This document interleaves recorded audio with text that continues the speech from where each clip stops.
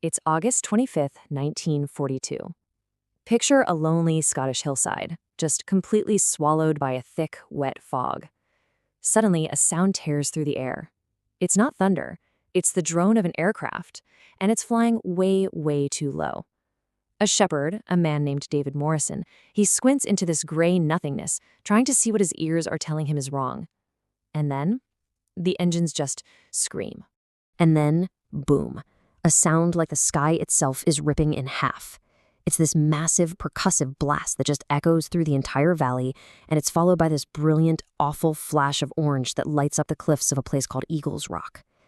And after that, just a deep, sudden silence, with nothing but the sound of the rain.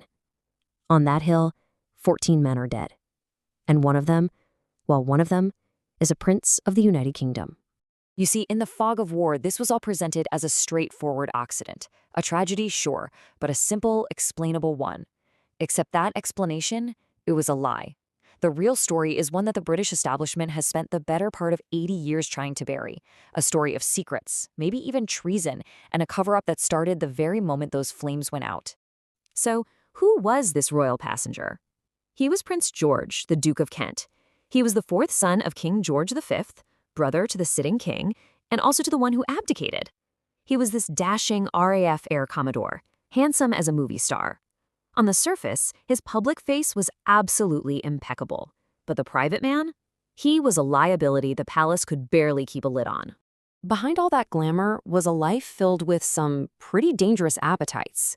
He was a known user of cocaine and morphine, and his endless string of affairs with high society figures, both men and women, was a constant threat. But the most dangerous part of all, his politics. You see, just like his brother Edward, he was fascinated by Nazi Germany, and that went from being a private embarrassment to a full-blown national security risk the very day war was declared. 7. That's how many weeks old his newborn son, Prince Michael, was at the time. A son who would never get to know his father, only the official story of how he died.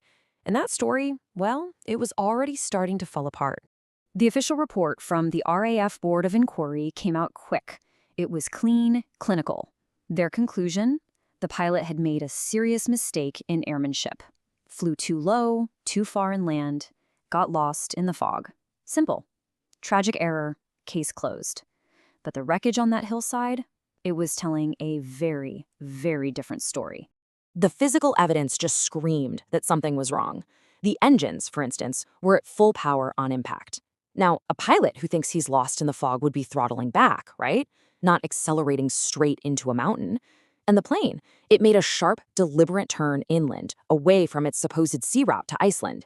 And this crew, they weren't rookies. This was a hand-picked, top-tier RAF crew. They just didn't make these kinds of mistakes. It was clear the pilot was being made a scapegoat. So if the official pilot wasn't at fault, then someone else had to have been at the controls. Someone whose name had to be scrubbed from history, no matter the cost. And there was one man who knew the answer, and the authorities made absolutely certain he never told a soul.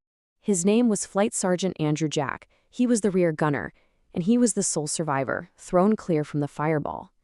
Officially, he remembered nothing, but decades later, his family revealed the secret he took to his grave.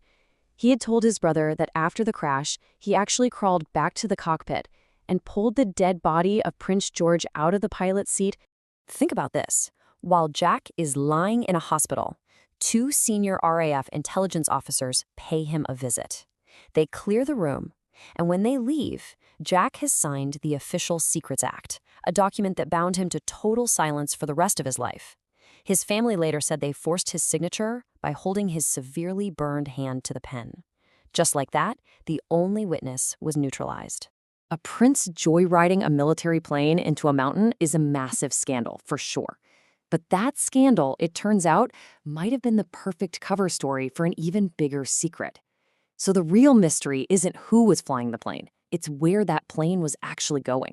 The official flight plan said Iceland, just a routine morale tour, but researchers are now convinced the real destination was neutral Sweden. And the mission? To carry out unauthorized peace talks with representatives of the Nazi regime, an act of treason in the middle of a war. And the proof? It was found right there in the wreckage, handcuffed to the Duke's own wrist, a briefcase stuffed full of Swedish kroner, a currency that's completely useless in Iceland. Now, a cover-up this big, it requires a systematic erasure of the evidence. The flight plan, the one document that could prove the plane's real destination, it just vanished. It was never logged, it was never filed, it was like it never existed.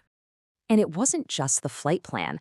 Every single file from the secret court of inquiry, all the witness statements, the forensic reports, the entire investigation into the death of a senior member of the royal family, all of it also disappeared from the National Archives, just wiped clean. If you go to that windswept hill today, you'll find a simple stone cross. It's a monument to the public story, a tribute to 14 men who died serving their country. It marks the place, it confirms the date.